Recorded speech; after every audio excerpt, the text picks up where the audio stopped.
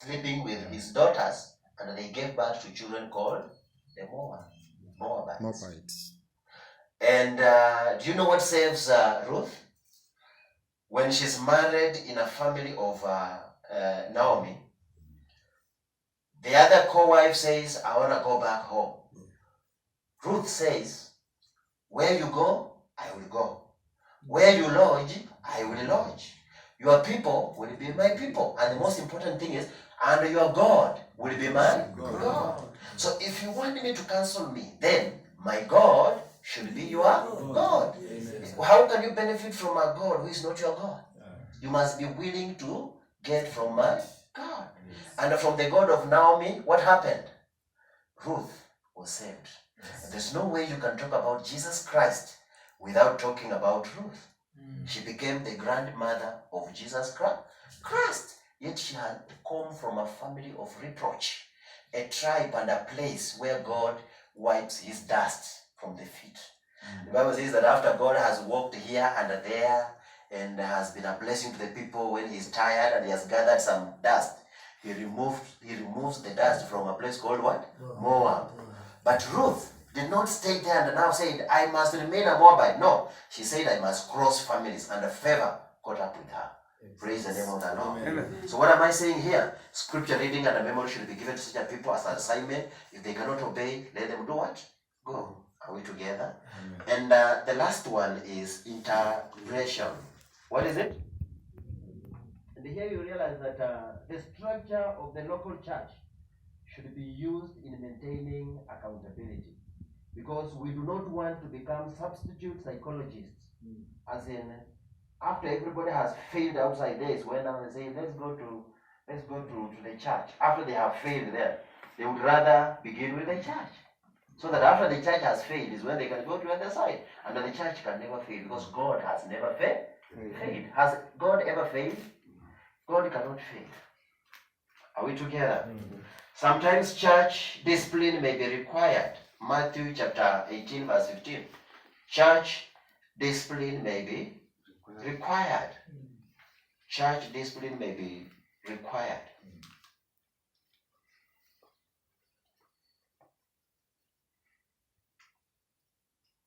Sometimes church discipline may be required. Someone read for us Matthew chapter 18 verse 15 to 17. It says, if your brother sins against you, go and show him his fault, just between the two of you. If he listens to you, you have won your brother over. But if he will not listen, take one or two other along, so that every matter may be established by the testimony of 2 or 3 witnesses. If he refuses to listen to them, tell it to the church, and if he refuses to listen even to the church, treat him as you would a beggar or a tax collector. Did you hear that? Yes. The structure of the local church should be used in maintaining accountability. Therefore, we said that sometimes church discipline may be required. Send the elders to talk to them, to such a person. If he refuses, let that person do what? Go. Now, what about confidentiality in counseling? And do we have anybody who has been doing counseling here? Yes? What about confidentiality? Very important. Very important. Very, very, very important. As a pastor, after you've counseled somebody, don't come up on the altar, on the pulpit, and begin to talk about such. Yes. Right? Yeah. Begin to talk about how you won that one, how you did not win this one, and how such a person should be sent to hell and something like that. Don't talk about it in public. Right? If you're doing that, you need counseling. Yes. If you are doing that, the hunter needs to be the hunted. Yes. If you are doing that, then you need counseling. You need to counsel it. Yes. Are we together? Yes. So everything should be kept confident. Yes. All right? Yes. You are not seeking merely a solution to one problem, but a total restructuring of a life over the period of time. So don't open up and tell people about what happened, how you are a star, how you are a star in counseling. You are not a star. It is Jesus who used you. Praise the name of the Lord. It is Jesus who used you to conquer that problem.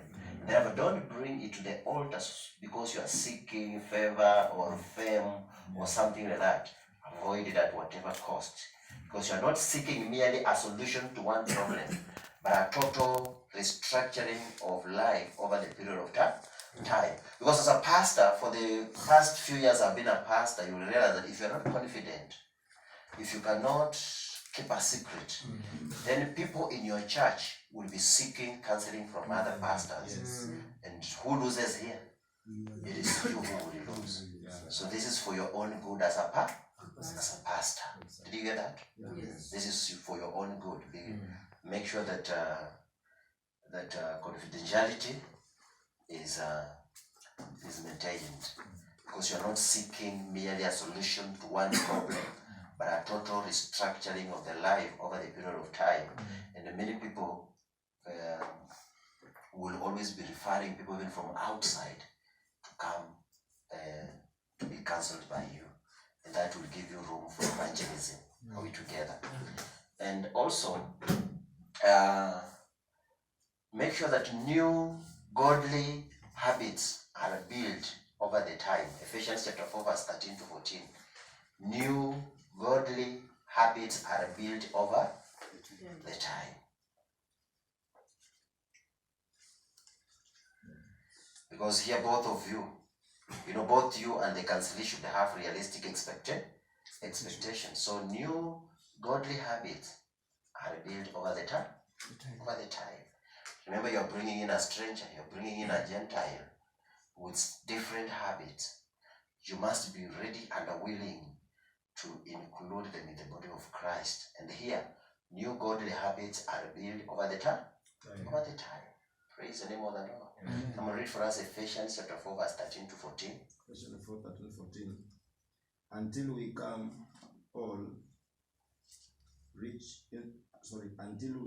reach unity in faith and in the knowledge of God's Son, growing into a mature man with statutes measured by Christ's fullness. Then we will no longer be little children, tossed by waves and blown around by every kind of teaching, by human cunning with cleverness in the techniques of deception. Yes, allow room for new godly habits to be built in such a people, alright? So that the goal here is that the counselor will be able to counsel himself and others. Galatians chapter 6 verse 6. He may be able to counsel himself and what? And others. Praise the name of the Lord. You remember when we got saved and we acquired such a habit. It reached a time where we could now counsel ourselves. You will sit down and ask yourself questions. Or when you want to do something or you want to sin against God, you ask yourself a question. Am I not saved? That is, you are counseling yourself. When you ask yourself such a question, it reminds you of how you had and gave your life to Jesus Christ, and that keeps you out of sins. Praise the name of the Lord. In 2007, when there was post-election violence in Kenya, I was, of course, in an opposition, and we lost. And I was a pastor, as an assistant pastor, and there was chaos in Eldoret, and we hated one another, and I hated people. And when I saw a bus taking them back to Nairobi, I said, go and never come back. But when I sat down, I realized the Holy Spirit speaking to me, that are they not your brothers? Are they the ones who rigged election? And again, why haven't you taken food for them? Because their houses had been destroyed and they had been chased away. They were in a church. So another pastor who is mature was taking care of them. And another pastor friend of mine was taking porridge and food for them. But for my kids, with full of hatred, you go away. Never come back to Eldoret. And after some times I repented. I said, God, have mercy on me. I was an immature believer. So I counseled myself. So what are we saying here? New godly habits. That is love. Loving them even if they have wronged you. and be prepared to forgive them even after they have done the most difficult, the worst of all mistakes, because there's no worse mistake people have done to us that was never done to Jesus. That which was done to God was the worst sin. Praise the name of the Lord. So godly habits like now love came to me. I started loving people, and I said people are of God. At whatever cost, whatever they have wronged me, or in whichever way, I will forgive them. And I have been practicing that every day, and the Lord has blessed me.